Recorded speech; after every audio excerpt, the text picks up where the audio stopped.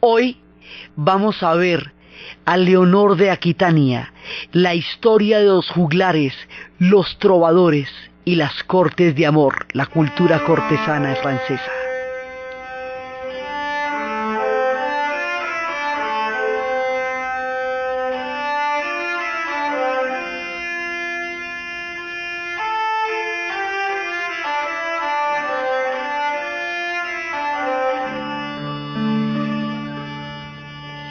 La vez pasada estábamos viendo las cruzadas en forma, ya, cómo se sacudió el mundo con las guerras santas y cómo el mundo allende el Mediterráneo, el mundo de las tierras de los que votaron fue el Islam, con toda su civilización se va a ver agredido, invadido por este fervor religioso. Y estábamos viendo los personajes y todo lo que va a suceder. Las consecuencias de las cruzadas van a ser inmensas. Ellas en sí mismas, como campañas bélicas, no van a llegar muy lejos. En la primera se toman Jerusalén, en la segunda no se ponen de acuerdo y finalmente eso no llega a nada. En la tercera pierden Jerusalén ante la figura majestuosa e impresionante de Salah al-Din, Saladino, el futuro forjador del imaginario de los árabes. Y de ahí para adelante tratan de recuperarlo y no lo van a lograr. O sea que el objetivo fundamental no es que se consiga lo que llaman que se consiga, pero este agite, este batido de pueblos en el fulgor de un fervor religioso va a producir una cantidad de cosas adicionales a ellas. Una es el contacto entre Oriente y Occidente, que se había visto interrumpido por mucho tiempo. Es el momento en que entran las traducciones de Aristóteles, en que van a conocer una cantidad de historia de los pueblos de Oriente, que a través de este brutal choque se filtra. Y es también en esa época donde va a surgir, y también con este contacto, donde se va a dar uno de los fenómenos más emocionantes del panorama sentimental de la historia: el amor romántico en Occidente a través de la mítica figura de Leonor de Aquitania, una de nuestras grandes invitadas hoy en Historia del Mundo. Resulta que la cosa viene con una serie de complicaciones, porque en Francia hay problemas graves. El rey Capeto, Luis VI, tiene el problema de que los ducados son más poderosos que su propia figura de rey. El ducado de Aquitania, el ducado de Normandía, el ducado de Anjou son más poderosos que su reinado. Y entonces tiene que ver cómo logra lidiar con estos poderes tan amenazantes. Pero lo que hace la cosa realmente complicada y grave es que el duque de Normandía es rey de Inglaterra. Habíamos dicho que los normandos son los que van a acuñar la historia de Inglaterra y Francia y las van a volver una especie de siameses unidos por la barriga, a pesar de que los separe el paso de Calais. ¿Por qué? Y esto además va a determinar el idioma, la cantidad de similitudes que hay en vocablos entre el inglés y el francés. Es que resulta que el duque de Normandía se considera con derecho al trono inglés y se vuelve, desde el momento en que Guillermo el Conquistador invadió la isla de los ingleses de Gran Bretaña. En ese momento la historia de estos dos pueblos queda entrelazada. Inclusive la última vez que alguien le puso una mano encima a los ingleses, la última vez que alguien los invadió fue Guillermo el Conquistador, y esto fue hace mucho tiempo. De ahí en adelante esto no les va a volver a suceder a un costo increíble. Nadie les va a volver a meter la mano a los ingleses, pero Guillermo el Conquistador sí llegó allá.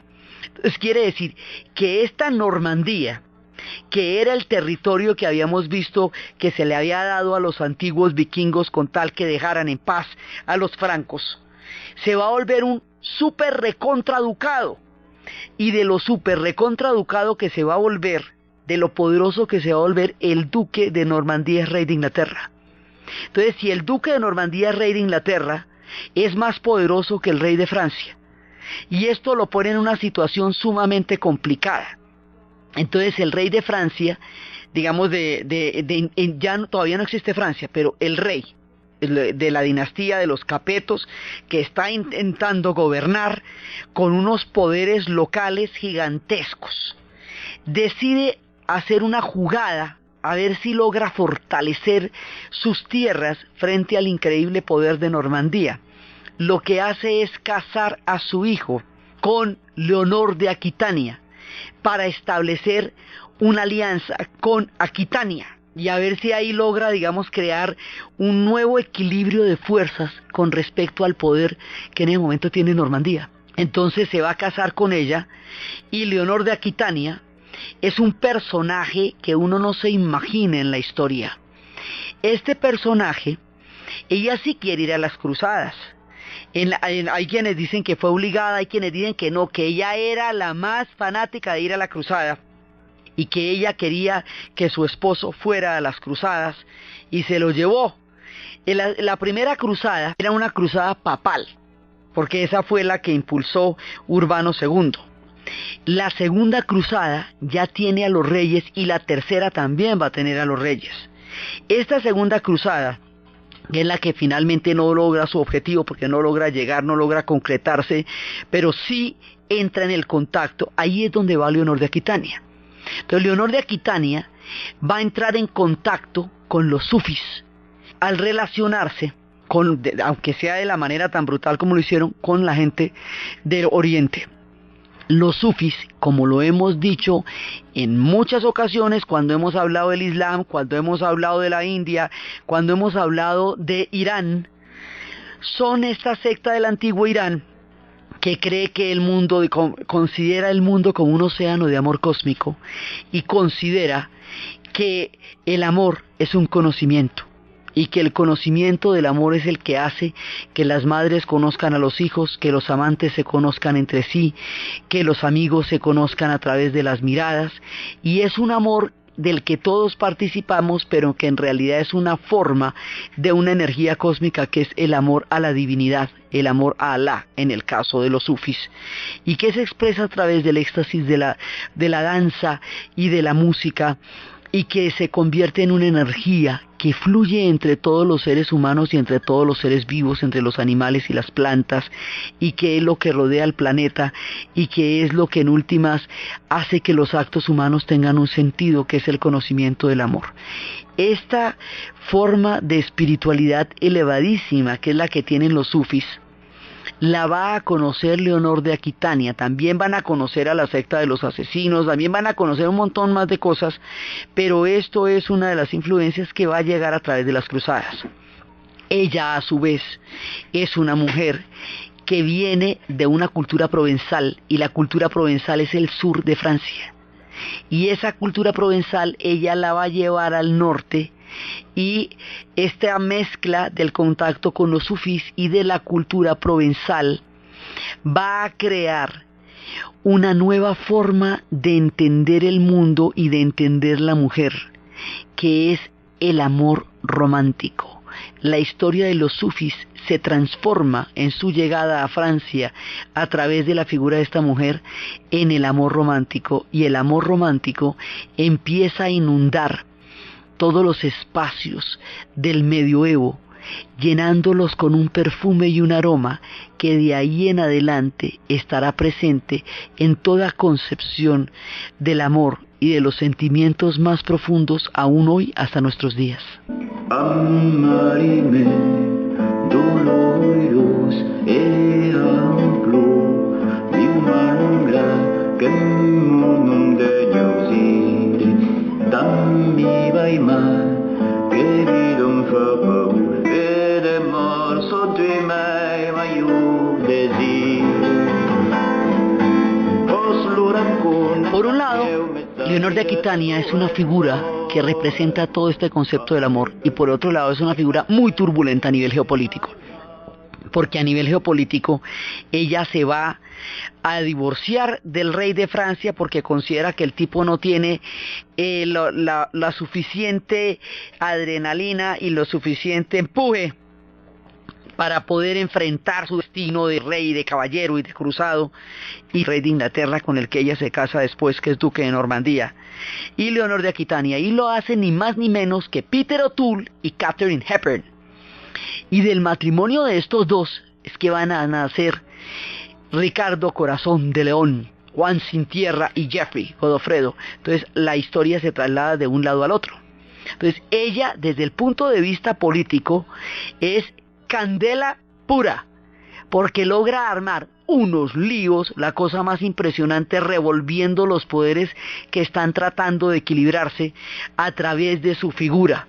Entonces, un lado está, digamos, como este atravesado de la historia de Inglaterra con Francia a través de la figura de ella y a través de este doble carácter de duque de Normandía en Francia y rey de Inglaterra, que tiene la misma persona, que es el duque de Normandía. Entonces eso, digamos, por un lado, y entre bambalinas las conspiraciones que ella va a hacer contra su mismo esposo, apoyada por el antiguo ex, y contra su ex, apoyada por el esposo. Mejor dicho, esta mujer es tenacísima si usted la ve desde el punto de vista de todas las malabares que hace con la política y con los poderes de su tiempo. Pero si usted la ve desde el punto de vista de las cortes de amor, la historia sí es de suspiros. Porque es que con la época de las caballerías y de los caballeros y todo eso se han creado las gestas, o sea, las historias de las luchas de los caballeros, sus grandes batallas y sus heroísmos. Y una de las primeras gestas que se había creado, que es muy muy importante, es la canción de Rolando, que es la historia de un personaje que durante la época de Carlomagno estuvo combatiendo contra los vascos y en los Pirineos le dieron una derrota enorme. El tipo se llamaba Rolando. Eso ocurrió. La historia míticamente ocurre en tiempos de Carlomagno, 2 siglos antes de las historias que estamos contando ahorita, pero con el fervor de las cruzadas, esta historia la reinterpretan. Entonces ya no es contra los vascos, porque los vascos también eran cristianos, sino contra los musulmanes. Entonces se habla de un hombre que cada uno de esos caballeros que estaban cubriendo la retaguardia de los ejércitos de Carlomagno peleó contra 1000 musulmanes, pero Rolando peleó contra 10.000. Y cuando los derrotan de una manera tan heroica que hasta la derrota tiene sabor de gloria. Esta canción de Rolando va a exacerbar el espíritu francés en tiempo de la cruzada y va a empezar a crear un primer imaginario de lo que sería Francia.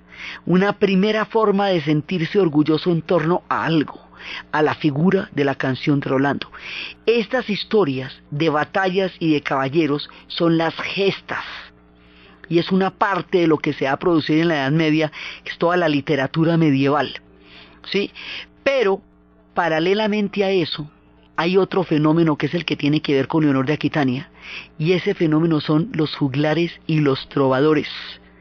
Resulta que las mujeres llevan mucho tiempo solas, mucho, porque todo el mundo, todos los hombres en las cruzadas y en los castillos y todo, y ellas se han ido poco a poco convirtiendo en señoras en propiedad de su castillo, porque no hay sujeto, no es que el hombre está todavía, todo el tiempo está guerreando y tropeleando.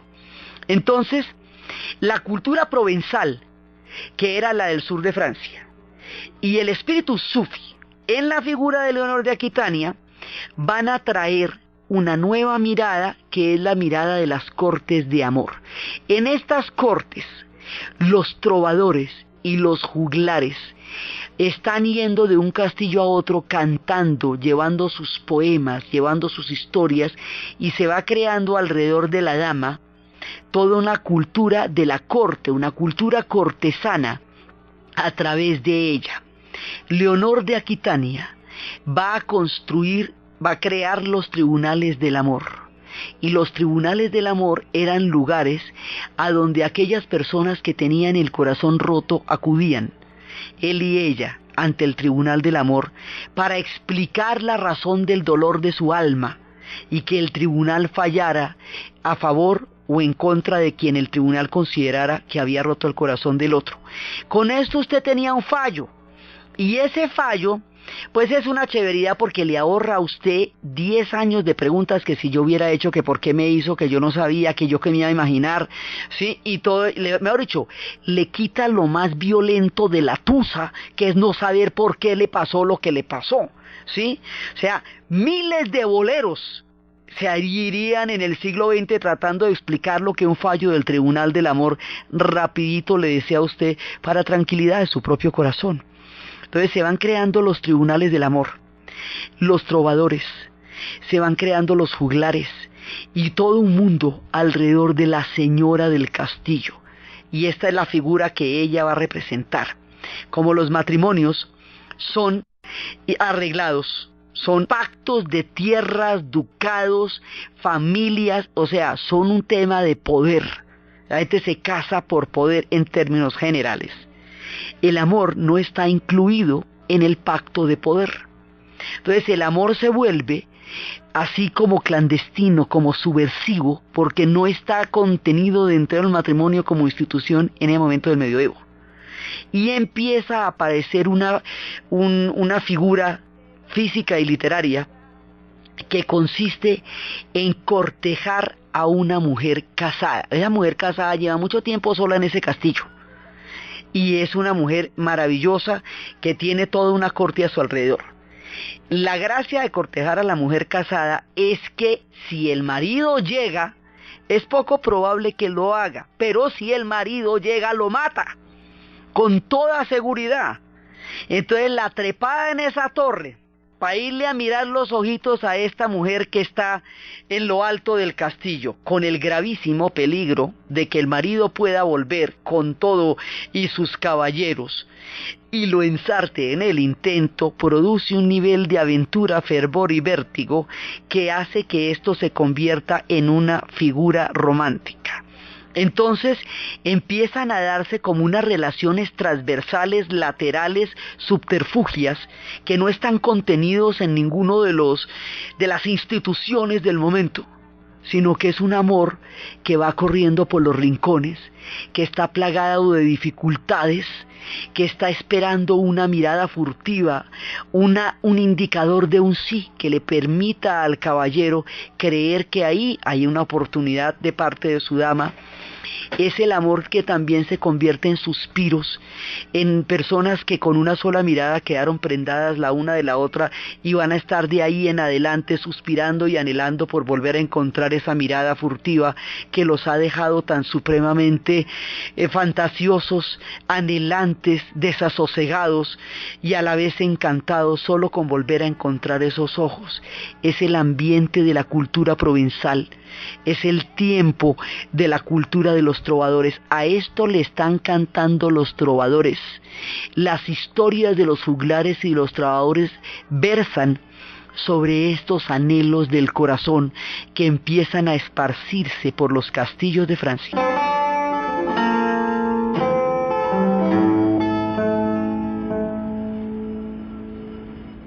Sirventes farai dal che ma gent sonori tardani fai mai silenzi potesse pensare che n'avrei malvolenzo car fau sirventes del far mal après de rumo che scau della descatenza moris tut bé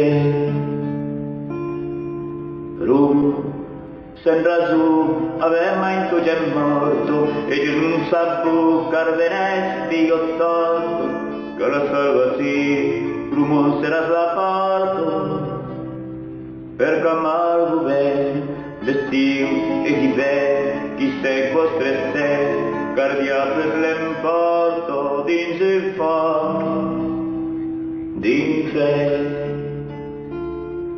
rumo els homes tecs. Son sentimientos extremos los que se encantan y los que se cantan en estas trovas. Entonces va desde la desolación terrible, Cuando veo la alondra que mueve de alegría sus alas contra el rayo del sol y que se olvida y se deja caer por la dulzura que le entra en el corazón, ay, entonces siento tal envidia por cualquiera que vea alegre, que me admira tanto como al instante el corazón no se me funde de deseo. Ay, desdichado, creía saber tanto del amor y sé tan poco, pues no puedo abstenerme de amar a aquella de la que no tendré beneficios. Me ha quitado el corazón y a mí y a sí misma y a todo el mundo. Cuando se fue no me dejó nada sino deseo y corazón anhelante. Yo ya no tuve dominio de mí, no fui mío desde el momento en que me dejó mirar en sus ojos, en un espejo que me agrada mucho, espejo desde que te miré en ti. Me han matado los profundos suspiros, de modo que me perdí igual que se perdió el hermoso narciso en la fuente. Esto en el caso de la desgracia, pero en el otro también. Tengo mi corazón tan lleno de alegría, que todo me lo transforma. El frío me parece una flor blanca y amarilla, pues el viento, la lluvia me crece de la felicidad, por lo que mi mérito aumenta y sube, mi canto mejora. Tengo en el corazón tanto amor, tanto gozo y tanta dulzura, que el hielo me parece flor y la nieve hierba. Puedo ir sin vestido, desnudo de camisa, pues el amor puro me da la fuerza contra la fría brisa. Pero está loco quien se excede y no se comporta como es debido. Por eso he tenido cuidado conmigo desde que requerí del amor a la más bella, de la que espero tal honor. En vez de su riqueza no quiero tener a Pisa. Entonces, son historias de provenzales. Ahora, ¿por qué esto se va a volver tan importante? Es que la gente, por un lado, está embrujada con el amor, pero es que además la gente no sabe leer. Entonces, no, en ese momento la gente no tiene acceso a los libros, no ve que están encerrados en las abadías y solamente los están pudiendo mirar los copistas. La gente del común no tiene acceso a la palabra escrita. Entonces, lo que va pasando es que la gente va cantando, los trovadores van llegando y van cantando sus trovas, interpretan su música, componen poemas. Los hay también, juglares y trovadores también. Pueden ser personajes del circo que juegan con monos, que hacen malabares, que hacen actos de fuego, todas las ferias que uno ve. Entonces, en ese momento se está dando todo un mundo itinerante que va de un lado al otro, que se va moviendo de un castillo al otro. Entonces los hombres llegan los juglares, llegan los trovadores que llevan esta cultura provenzal y se van a quedar en el castillo el tiempo que la señora los alimente, les dé confort, les dé refugio, les permita estar allá. ¿De qué van a vivir los juglares y los trovadores? Del encanto. Ellos nomás de divinos. Entonces, ya en esta época no existen las cortes de amor, ni los juglares, ni los trovadores. Pero hombres que vivan exclusivamente de su encanto todavía se estilan. Eso no se acabaron con las épocas del medioevo. Entonces, en esa época ellos iban y de la dulzura de sus versos y de la interpretación de su vihuela y de todos sus instrumentos dependía el que las mujeres permitieran que ellos estuvieran allá. Toda esta historia de la cultura de las cortes de amor le va a dar una nueva forma de vida a las mujeres. La historia de las mujeres en la Edad Media es harta y maluca, porque a la primera parte de la Edad Media, las etapas de la Edad Media se llaman al revés de lo que uno hubiera creído. La Alta Edad Media es el comienzo, la primera parte, cuando se desbarata Roma y bajan los bárbaros y todo eso. La Baja Edad Media es cuando se va a acabar, ya cuando se acerca el Renacimiento. Entonces, en el comienzo de la Edad Media, la situación de la mujer es infame, es poco más o menos que un animal. Y para lo único que sirve es para tener bebés, y las ponen a tener hijos como a sacarles crías desde los 14 años, de manera que tenían 13 hijos y ya cuando eran mujeres adultas estaban desbaratadas, porque era para lo único que la sociedad las estimaba en esa época. Con el tema de las cortes de amor, con el tiempo que llevan los hombres guerreando en todo este tema de las cruzadas y los caballeros y los ducados y los condados, la mujer empieza a adquirir la propiedad, digamos, el control del castillo, porque sencillamente ella es la que está ahí. Y eso es lo que les digo, que se va formando toda una corte alrededor de estas damas. Y el cortejarlas empieza a mostrar, a partir de la llegada del concepto del amor romántico, que no se trataba de coger a las mujeres de las mechas y echarlas para adentro, sino que había que seducirlas mediante suspiros, mediante versos, mediante toda clase de embrujos y de encantamientos, para obtener de ellas favores que muchas veces ponían en jaque su virtud y otras veces la vida del caballero que a tales honores aspirara. Entonces ahí cambia radicalmente la situación de la mujer, porque ya empieza a tener un estatus, una importancia y un lugar. Estas son parte de las cosas que representa Leonor de Aquitania, ese cambio de estatus en el concepto de la mujer en el medioevo, que arrancó en pésimas condiciones y que ya va cogiendo por lo menos una importancia dentro de la estructura social. Entonces van llegando los trovadores, y resulta que los trovadores empiezan a cantar ya no en latín, sino que empiezan a cantar en las lenguas de los diferentes lugares, en lenguas provenzales, en lenguas, cada uno de estos lugares tiene una lengua que se va desarrollando. Una de las cosas más importantes de la Edad Media es que ahí es donde se van a desarrollar los idiomas. Es ahí donde va a surgir el inglés, que tiene una profunda influencia de Anjou. Y es ahí donde va a surgir, en cada una de estas provincias y de estos ducados hay un idioma, hay una lengua que está surgiendo. Pero la más importante es la de París, y la de París es la lengua que en el futuro va a ser el francés.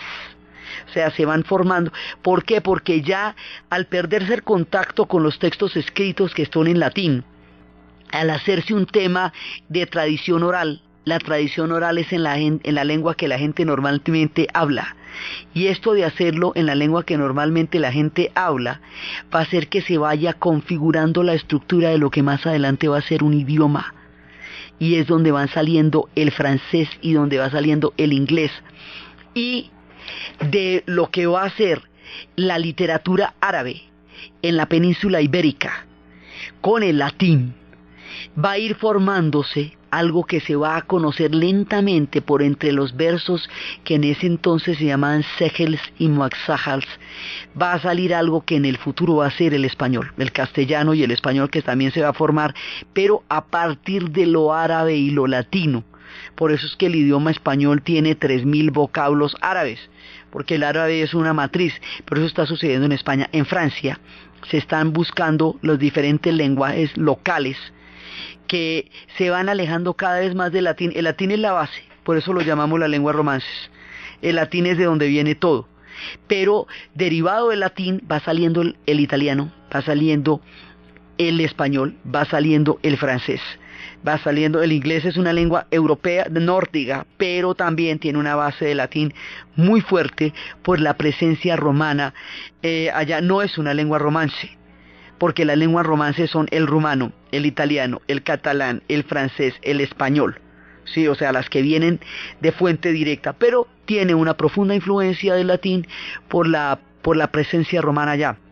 El asunto es que las lenguas se van formando y estos trovadores y estos juglares tienen un papel importantísimo en la formación de las lenguas y se van saliendo de la estructura de lo que antes era la lengua oficial y se van convirtiendo en esto, en todas las diferentes formaciones de los idiomas. Entonces, alrededor de las cortes de amor, con todo lo encantadoras, con todo lo preciosas y con todo su hálito romántico, se están creando profundas transformaciones en la vida de las mujeres, en la vida de las lenguas, en la vida de la literatura.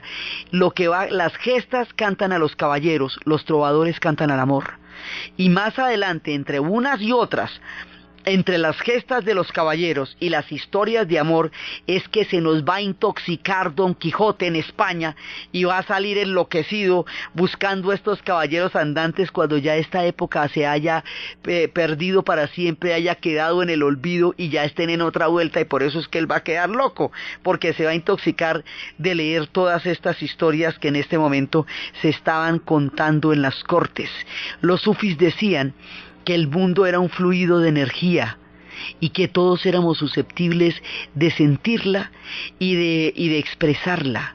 Entonces esas energías se van convirtiendo en este amor subterfugio que se puede detonar en cualquier parte, en el cualquier momento, con una sola mirada, con un solo suspiro, con una sola pestañada, que en un momento de descuido se pueda producir entre un caballero y una dama en una situación inesperada. De gens de toute nation et de toute condition, que c'est une trop grande merveille. N'y a nul qui ne s'appareille de Torchier Frauvel doucement.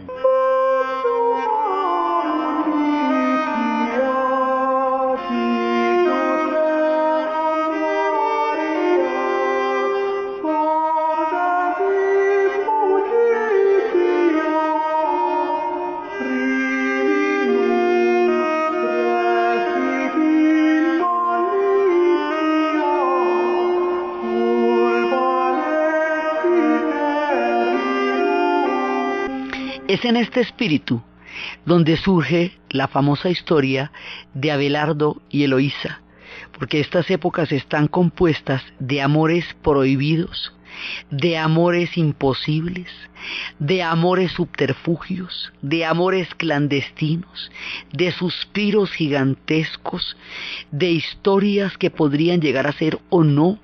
O sea, todo lo que es la estructura de lo que actualmente se considera el romanticismo en el amor. Todo lo que más adelante es el espíritu del bolero, todo lo que tiene que ver con los pañuelos bordados, los abanicos, lo que tiene que ver con los gestos, con los ademanes, con las miradas que matan, con los velos que ocultan, con los cabellos dorados, todo eso viene de esta época.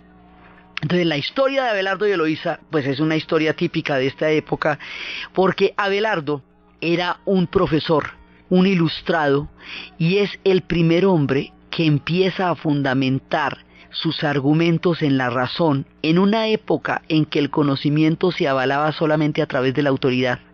Todo el mundo citaba a una autoridad anterior a él para darle credibilidad a sus palabras. Así se estancaban muchas ideas. Entonces lo que hacía Abelardo era citar interminablemente autoridades para demostrar que eso no probaba absolutamente nada, ni añadía ningún tipo de veracidad o de solidez a su argumento, porque él apelaba a la razón. La razón estaba lejísimos de imponerse en esa época, pero lejísimos. Sin embargo, él ya apuntaba a esta forma de entender el conocimiento, que luego marcaría la historia de Francia y hoy a Occidente. Por eso lo llaman un precursor de la modernidad como forma de pensamiento. Entonces el tipo era un duro, pero era arrogante, gustaba de humillar a los demás, no tenía mucho en cuenta los sentimientos de los otros y se ganó una mano de enemigos, la cosa más impresionante, por el tonito que manejaba. Este personaje, así de recio y así de pilo, era el preceptor de una mujer a quien le daba clases, lo cual además era bien extraño porque el acceso de las mujeres al conocimiento ha sido una de las luchas más largas de todas, sí, porque no era una cosa que se pudiera hacer con facilidad, pero él tenía una preceptora que era una mujer 20 años menor que él tenía 40 y ella 20, que se llamaba Eloísa. Eloísa era una mujer brillante, una mujer con un intelecto gigantesco, que es de las cosas más complicadas que le podía pasar a una mujer en la Edad Media. Mucho antes del siglo XX esto era un camello, realmente, porque fue de las cosas que se conquistó de la manera más dura: el derecho a la educación, el derecho al conocimiento, el derecho al acceso a los libros, porque no se les admitía en las universidades, era una cosa muy complicada. El asunto es que ella y él se van a encontrar en la mente, en el cuerpo, en el alma, en el espíritu, en la totalidad del amor, y se van a pegar una enamorada, la cosa más impresionante. Y en aquella época donde todas las cosas eran tan complicadas, ella va a tener un hijo de él, y esto pues era una transgresión a toda la moral de la época. Habíamos hablado de cómo las mujeres estaban de todas maneras cambiando de estatus, porque en la época en que el celibato se convirtió en un mandato de la iglesia y en un dogma. La mujer se convirtió en una enemiga del celibato porque precisamente la clausura de su mundo material que significaban los votos de castidad en los monjes.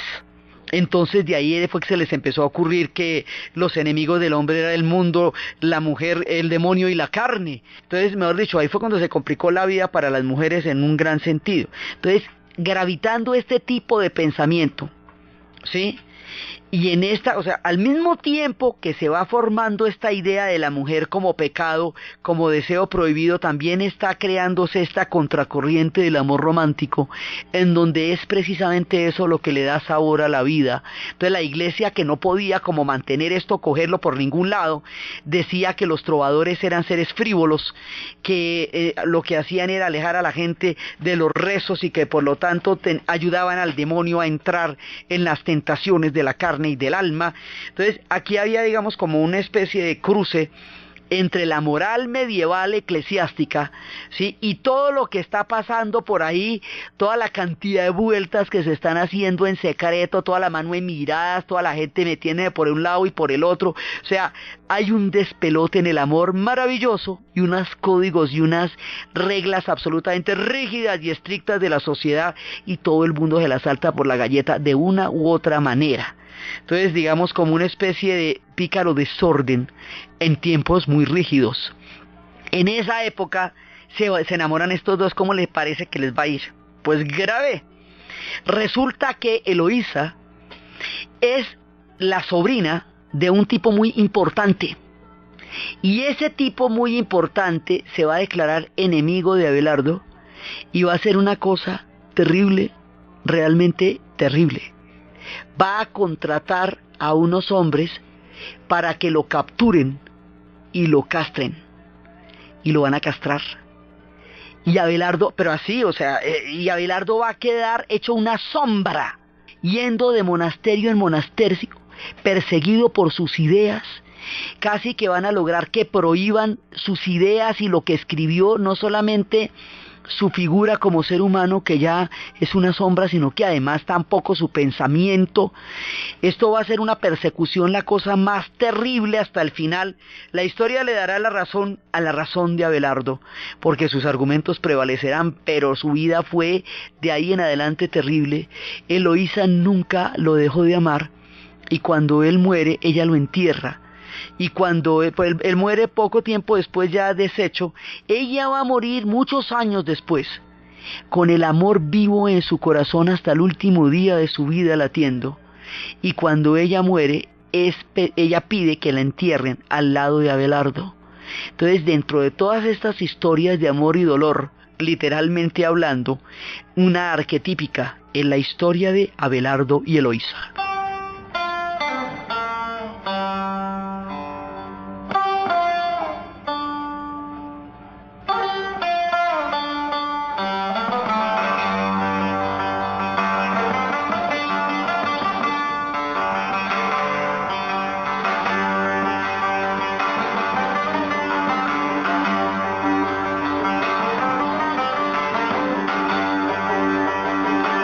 Dentro de esta situación en la cual empieza a darse todo este hálito de amor romántico, se va a producir también otra historia.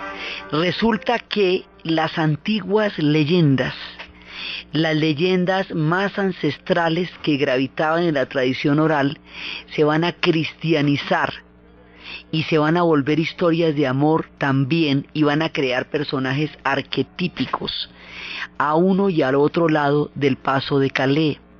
Entonces, si bien el mito de Arturo es un mito hecho por los celtas contra los sajones, cuando los sajones llegaron a invadirlos, y es muy anterior a esta época, ese mito fue varias veces actualizado según los diferentes enemigos. Hay quienes decían que era contra los normandos más adelante, pero el mito es muy antiguo. Entonces va a haber un personaje que es francés, y aquí está la clave, el tipo es francés, se llama Chrétien de Troyes. Chrétien de Troyes va a darle un contenido cristiano a las leyendas dentro de los espíritus de la época, porque son tiempos en que el cristianismo está reinterpretando la antigüedad y está reinterpretando los antiguos espíritus de los bosques. Entonces los tiempos de Merlín, los tiempos de Morgana, los tiempos del aliento del dragón van a desembocar en la búsqueda del Santo Grial como manera de restaurar el orden roto en el reino de Camelot. Entonces ahí es donde entronca las antiguas leyendas de los viejos magos de las épocas célticas con la llegada del cristianismo, y aquí se van a crear arquetipos del amor y de la cultura caballeresca. Entonces la figura de Lancelot va a ser el caballero por excelencia, el virtuoso, el valiente, el honorable, el maravilloso, pero él se va a enamorar de Ginebra y Ginebra se va a enamorar de él. O sea, la antigua leyenda, el mito arturiano, que es un mito de poder y de espada, a la luz de esta época en la que estamos viviendo, de toda esta forma de conocer la cultura que se llama el mediodía francés, se le llama así el mediodía por toda la significación romántica y todo el hálito que tiene en esa época, va a crear la leyenda de Camelot. Y en la leyenda de Camelot, se van a encontrar Ginebra y Lancelot, y por otro lado Arturo la va a amar, porque es que la tragedia es que Arturo adora a su dama, ¿sí? Ella le debe a él toda la fidelidad, pero en la pasión que ella y Lancelot sienten es más fuerte que todos los pactos de lealtad. Y todos cantan a esta mítica mujer trágica, desgarrada, que es Ginebra. Las heroínas trágicas, las princesas tristes y las mujeres desgarradas por profundos dilemas del amor son una parte fundamental de esta época, y es en ese tiempo cuando se emula una historia muy antigua, pero que aquí con esta época coge otra mirada, que es el tiempo de Camelot y este triángulo trágico entre Ginebra, Arturo y Lancelot.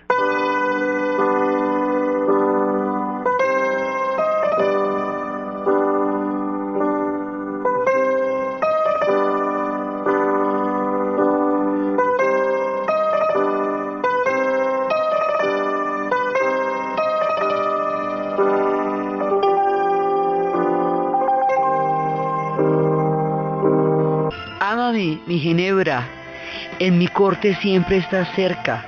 Cuando los caballeros y los reinos están muriendo, tú estarás junto a mi corazón. Lancelot no siente miedo. Ama a esa mujer Ginebra, la Ginebra de su rey. La ama con todo su corazón y ha peleado contra todo por su amor. Y le dice al amor que le muestre, que le enseñe el camino. Entonces, estos son los amores trágicos, y a pesar de que la leyenda es inglesa, es a través de la cristianización de Chrétien de Troyes y a través del mediodía francés y de este espíritu del amor cortesano que Camelot se vuelve parte de la imaginación también de los franceses, no solamente de los ingleses.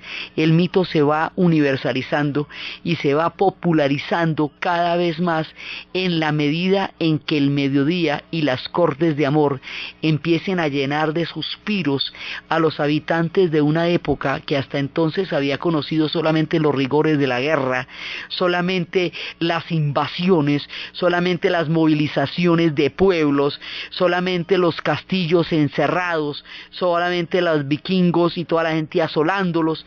Después de tanto rigor, vienen estas cortes de amor llenando de perfume y de espíritus a esa cultura francesa de esa época.